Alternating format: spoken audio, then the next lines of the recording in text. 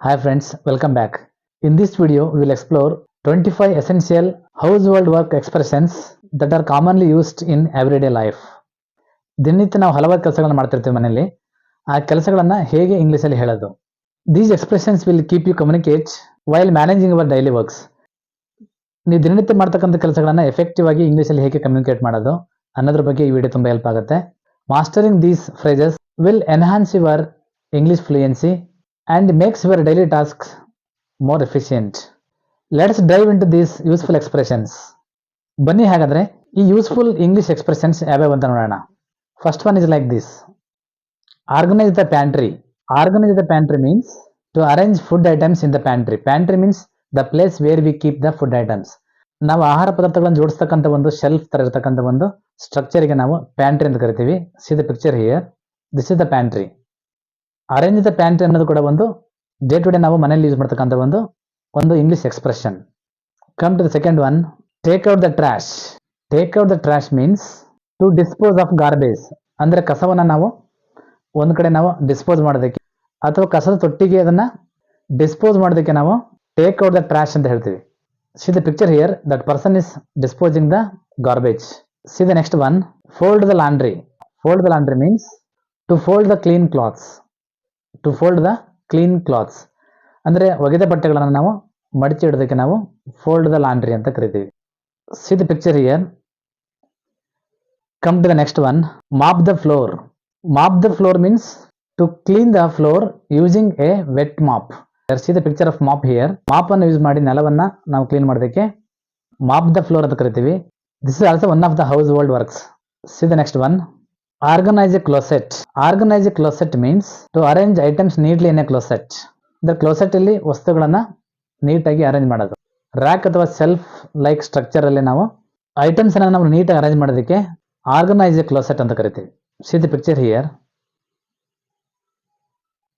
Friends, before continuing the video, those who are watching my channel without subscription, please subscribe to my channel and watch my videos, and also comment and like my videos. Next one. Wipe down the counters. Wipe down the counters means to clean the kitchen counter with a cloth.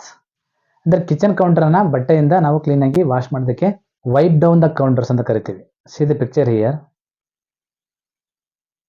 C the next one. Scrub the bath tub. Scrub the bath tub means to clean the bath tub thoroughly. ಅಂದ್ರೆ bath tub ಅನ್ನ ತುಂಬಾ ನೀಟಾಗಿ clean ಮಾಡೋದಕ್ಕೆ ನಾವು scrub the bath tub ಅಂತ ಕರಿತೀವಿ. Next one. Vacuum the curtains. Vacuum the curtains means to clean curtains using the vacuum cleaner. To clean curtains using a vacuum cleaner. Vacuum cleaner ಅನ್ನು use ಮಾಡಿ curtains ಅನ್ನ clean ಮಾಡೋದಕ್ಕೆ ನಾವು vacuum the curtains ಅಂತ ಕರಿತೀವಿ. Next one. Rake the leaves. Rake the leaves means to gather fallen leaves using a rake. See the picture. This is called rake. Rake is a thing used to clean the leaves. Next one. Sort the laundry. Sort the laundry means to separate clothes before washing. Next one. Defrost the freezer. Defrost the freezer means to remove ice build up from the freezer. Fridge ಅಲ್ಲಿ ಅಥವಾ freezer ಅಲ್ಲಿ ice build ಆಗಿರುತ್ತಲ್ಲ ಅದನ್ನ remove ಮಾಡೋದಕ್ಕೆ English ಅಲ್ಲಿ defrost the freezer ಅಂತ ಕರಿತೀವಿ. See the next one. Wipe down the appliances.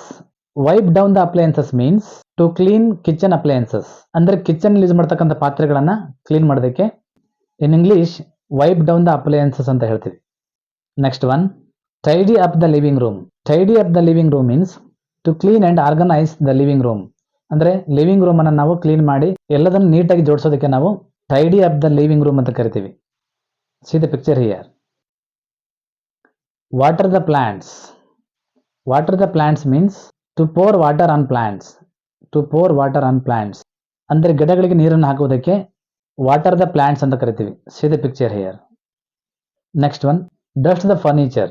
Dust the furniture means to remove dust from furniture. ಅಂದ್ರೆ furniture ಇರ್ತಕ್ಕಂಥ ಡಸ್ಟ್ ಅನ್ನ ರಿಮೂವ್ ಮಾಡೋದಕ್ಕೆ ಡಸ್ಟ್ ದ ಫರ್ನಿಚರ್ ಅಂತ ಕರಿತೀವಿ. Next one. Make the laundry. Make the laundry means to wash and dry clothes. To wash and dry clothes ಬಟ್ಟೆಗಳನ್ನ wash ಮಾಡಿ ಒಣಗಿಸೋದಕ್ಕೆ make the laundry ಅಂತ ಕರಿತೀವಿ. Next one. Sweep the floor. Sweep the floor means to clean the floor using a broom.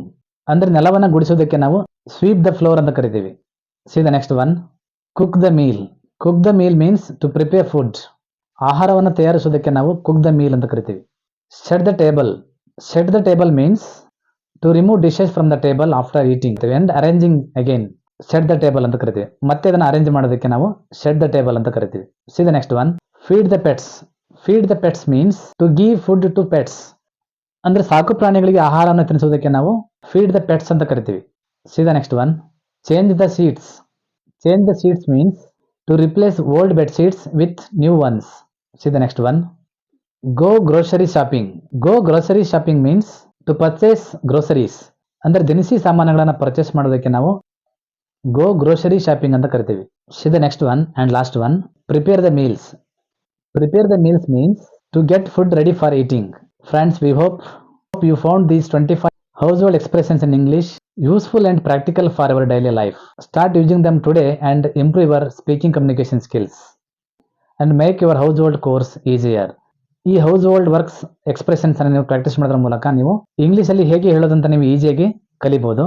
And don't forget to like, share and subscribe for more helpful content. See you in the next video. Thank you for watching.